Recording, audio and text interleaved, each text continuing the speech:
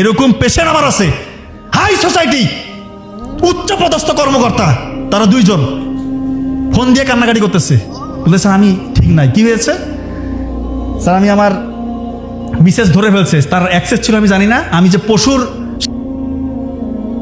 গ্রাফিগুলো আছে এটা আমি দেখতাম, তার পাশেই তার মিসেস ছিল, উনি ফোন দিয়ে কান্না করতেছে, স্যার যে আমি আমাদের অ্যাফেয়ার হয়ে মানে বিয়ে হয়েছে, যদিও অ্যাফেয়ার কোনোভাবেই আমরা এটাকে সার্টিফাইড করি না, তারা বলছে সেই ঘটনা বলতেছে স্যার সে এত জঘন্য, সে এই ইয়েগুলো দেখে এবং তার আমার সাথে তো কোনো শারীরিক সম্পর্ক নাই, মাসে আমাদের একবার শারীরিক সম্পর্ক নাই। এই কথাগুলো আমি ওপেন বলছি, কারণ এটা আপনাদের কোথায় শেখাবেন, আপনারা কোথায় শিখবেন? এই কথাগুলো কোথায় বলবে?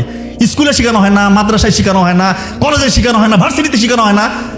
আর গোপন গুণায় যে এই সন্তানগুলো ধ্বংস হয়ে যাচ্ছে, যুবক যুবতীর ধ্বংস হয়ে যাচ্ছে, এটা কে বলবে? আর বাবা মারা বলতেছে ক্যারিয়ার করো, ক্যারিয়ার করো। 30 বছর হয়ে গেছে, বিয়ে দেওয়ার নাম নাই। তার কি যৌবনের তাকাদা নাই? তার চাহিদা নাই? সে কোথায় মিট আপ করবে? এটা বাবা মারা কবে বুঝবে এই জিনিসটা? মানে তার সাবালক হয়ে গেলেই বিয়ে দিয়ে দেন। কয়টা লোক খাবে রে ভাই? আপনার ছেলেকে বিয়ে দিলে কয়টা লোক খাবে? একটা মেয়ে তো, তাকে নিজের মেয়ের মতো করে দেখেন না। তারা দুজনে লেখাপড়া করুক বিয়ের পর, চোখের জানা থেকে তো বাঁচে, এই অশ্লীল কাজগুলো থেকে তো বাঁচে। একটা ছেলে 16-18 বছর থেকে যদি সে মাস্টারবেশন করে, পর্ন ভিডিও দেখে, 30-35 বছর হয়ে গেছে, আপনি বিয়ে দিচ্ছেন না, এই 12-15 বছর তো শেষ। আর পরে বলতেছেন আমাদের বাচ্চা হচ্ছে না। না, আপনার ছেলে বহুত বড় ক্যাডার অফিসার, আরো বড় কিছু, কোটি কোটি টাকার মালিক, তার অবস্থা জানান আপনি কি? তার স্ত্রীকে যা বলেন, এমনি এমনি পরকীয়া সম্পর্ক বাড়তেছে। হ্যাঁ, পরকীয়া এমনি বাড়ে।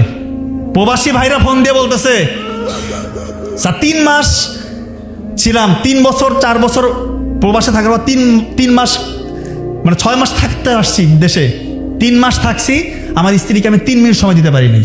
3 মিনিট আমি লজ্জায় চলে আসছি, স্যার আপনি আমার চিকিৎসা করান। হিস্ট্রি কি? Pornography, masturbation.